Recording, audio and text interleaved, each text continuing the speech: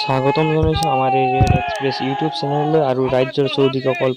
প্ৰতিবাদ তো নলবাৰী জিলাৰ মুকলমাত নিৰ্মাণ শ্ৰমিক ফেডাৰেশ্যনৰ প্ৰতিবাদ যোৱাকালি হোৱা এই প্ৰতিবাদত নিৰ্মাণ শ্ৰমিকৰ যি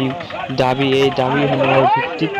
বিভিন্ন দাবীৰ ভিত্তিত নলবাৰী জিলাৰ মুকলমাত নিৰ্মাণ শ্ৰমিক ফেডাৰেশ্যনে প্ৰতিবাদ সাব্যস্ত কৰে তো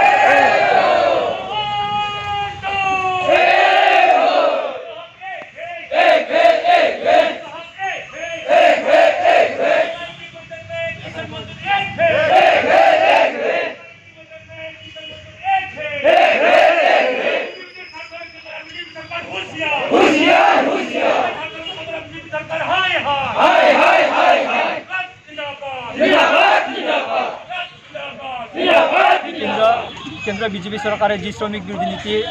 গ্ৰহণ কৰিবলৈ ওলাইছে এই নীতিৰ বিৰুদ্ধে আজি ভাৰতৰ নিৰ্মাণ শ্ৰমিক ফেডাৰেশ্যনৰ আহ্বান মৰ্মে গোটেই ভাৰততে আজি এই দেশজোৰা প্ৰতিবাদ দিৱস পালন কৰা হয়। লগতে আমি নলবাৰী জিলাৰ মুকলমতে এই প্ৰতিবাদ দিৱস পালন কৰিছোঁ আৰু এই প্ৰতিবাদৰ মাজেৰে আমি কেন্দ্ৰীয় চৰকাৰ তথা ৰাজ্য চৰকাৰক সকীয়াই দিব বিচাৰিছোঁ যি তেখেতসকলে যে এই শ্ৰমিক বিৰোধী নীতি গ্ৰহণ কৰিবলৈ লৈছে এই নীতি অতি শীঘ্ৰে প্ৰত্যাহাৰ কৰাৰ কাৰণে আমি দাবী জনাইছোঁ। কাৰণ নিৰ্মাণ শ্ৰমিক কল্যাণ আইনৰ মাজেদি অসমত বা ভাৰতত নিৰ্মাণ ক্ষেত্ৰত যুক্ত শ্ৰমিকসকলে এই নিৰ্মাণ শ্ৰমিক কল্যাণ আইনৰ আধাৰত কিছুমান আইনগত সা সুবিধা পাবলৈ সক্ষম হৈছিল। বৰ্তমান কেন্দ্ৰ চৰকাৰৰ এই শ্ৰমিক বিৰোধী নীতিৰ ফলত এই বৰ্তমানে পাই থকা সা সুবিধাসমূহ পোৱাৰ ক্ষেত্ৰত বাধা আহি পৰিব আৰু পোৱাৰ পৰা সম্পূৰ্ণ বঞ্চিত হ'ব বুলি আমি